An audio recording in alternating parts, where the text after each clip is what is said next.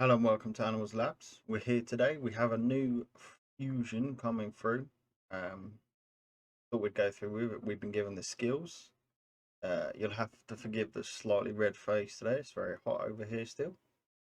Um, but yeah, so this one we know is going to be not a fragment fusion. They're kind of what those of us have been around called old school fusions. We have to collect the rare pieces, level them up to 40, ascend them, and you'll get 4 epics.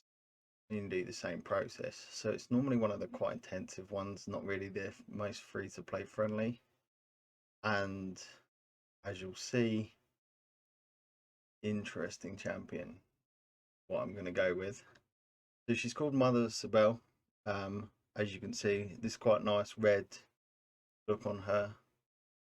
The artwork is really nice. I was unable to get like a proper clear picture, but I'm sure one will come out with the patch notes we'll be able to see. She looks good. Raid are very good at making champions look good.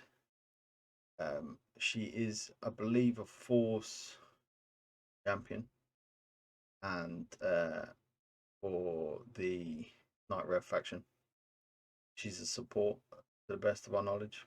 She does have a passive, although it hasn't been given to us yet. That's how new this news is. I thought I'd get it out as soon as I could. Her A1 attacks all enemies. Has a 25% chance of placing a 30% decreased speed, and also fills this turn meter by 15%. 25% chance. It's low. It's gonna book to 50 maybe. We don't know the cooldown yet. I guess it's the A. I guess it's an A1. So every turn, for an A1 that has a 20%, if it has a 50% chance, all enemies, it's okay. The fills this turn meter by 15% means that you can't really put her in clan boss either, which is a shame. The A2, so we know it's got 6 turn cooldown. It'll probably go down to a 4 turn with books. Places revive on death buff and increase defense for allies for 2 turns. That's not bad. You can see some uses for an arena. Just defense team, put revive on death up, which means the pain the enemy come back, like your allies come back up, the enemy can't kill them. This uncanny transfer is the A3. What a name for one. Like, okay. That swaps HP with an ally. If this champion's HP is equal or higher than the target's after the swap, fills this champion's turn meter by 40%. Places 30% increased speed buff on this champion for 2 turns. Then places a block damage buff on the target for 1 turn. If the target champion's HP is lower than the target after swap, fills the target's meter by 40%, places a 30% increased speed on them for 2 turns, and then places a block damage buff on this champion. Also places 15% continuous heals. That's an interesting one. So if your ally is essentially, you get 2 effects of this. You can either use it to try and save an ally by giving them your HP, and then they get increased damage. Well, they get an increased damage, so they get to attack faster. You get more speed on it. I think that's quite good for like a nuker. You put like a slightly less tanky champion in, one that is going to go down. She can revive on death them. She can block defense them. If they get really bad, she can take their HP and give them additional, like, more damage because they'll be able to go faster. Or if you've got someone who's really tanky or someone who's generating a lot of HP, she's low, you can grab their HP.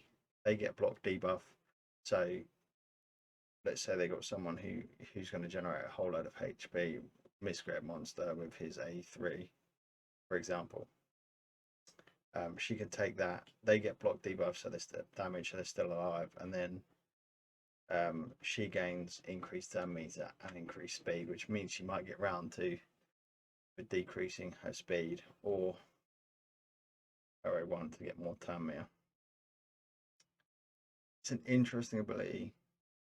It isn't an auto-friendly ability because obviously if you're going to be autoing this, how do you know when it's going to choose or what it's going to choose? You can't really target that. Bit, you know, 6 of one, half a dozen of another. I can see interesting ways of swapping it with low HP DPS, give them more HP and more damage. That's the only way I can see it being usable, but it isn't, as I say, it isn't auto friendly. A4 is Grave Walker. So this is the passive based on the P. It's not what the note said, but anyway. Fully heals an ally with the lowest HP whenever this champion is killed. I wonder if that triggers with revive on the death. So if she's killed, she then revives on death, but the ally heals fully. Heals all allies by 20% of their max HP. And fills their turn meter by 15% whenever this champion is revived. If that stacks with Soul Shepherd, so you have like she put up that revive on death, then she can give someone else HP, then she goes down, but the revive on death brings her up. She then increases the turn meter and their HP again. Interesting. He clearly is like a weird support champion because you need her with someone else who can revive. I can see it being like quite good, like a Seal of the Drakes, because still can revive her and put a block shared damage ally protection on her, and then it heals both of them and gives their turn meter up, and then she can swap health with the ally. What you need to do is she. I was trying to find a place where I would use this champion because obviously she's got way too much turn meter manipulation for the clan boss. Not happening. She's not got like attack target enemy 3 times or something to be good in the Fire Knight.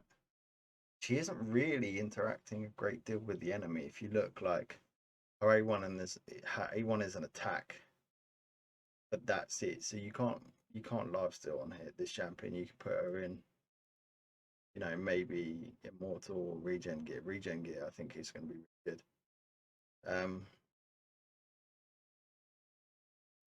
And she's going to be healing. Both of them are probably on a 4-turn cooldown when booked, which is interesting. He's going to be good in faction wars because that faction has no one who's any good at reviving, and like if you hit that boss at the end, you know, block damage, give your target someone who's going to be fine.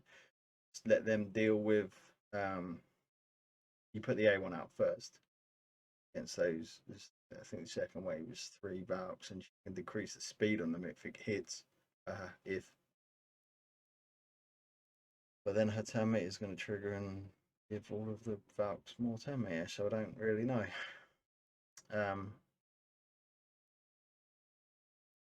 My opinion, I wouldn't say I'm massively impressed with this champion. It doesn't do anything. It's like a nice protect your ally champion, but it doesn't revive them. Doesn't really. The only way it heals them is if she dies or she takes their HP off them. So in a regen set, giving away. So she takes the low health ally, gives herself block damage, and then heals a load through the regen and immortal sets. I can see that kind of being useful. she's a fragment, Old Skool Fusion, so she's probably going to come with 4 or a couple of new epics and some new rares. And there's a good chance that one of them is just going to be better. Although we'll see with the patch notes. I'll do a patch note discussion at that time when it comes out. All in all, again, it's going to depend how hard this champion is. She looks good. Raid have done a good job on what she looks like. Like, you know, they always do. So, all in all, given what we know, if you're going to skip one, this might be the one to do. If you haven't done Night Red Faction Wars, I can see some use there, but you're going to have a good regen set, in my opinion, for it to be worthwhile even looking at. But yeah, that was just a quick one today. Ask, obviously, as always, that you like and subscribe, and I say thank you if you do. And until next time, hopefully we'll do patch notes. I've also got something maybe on like the importance of speed, need for speed is what I've been thinking about naming it. So until then, take care, have a good day.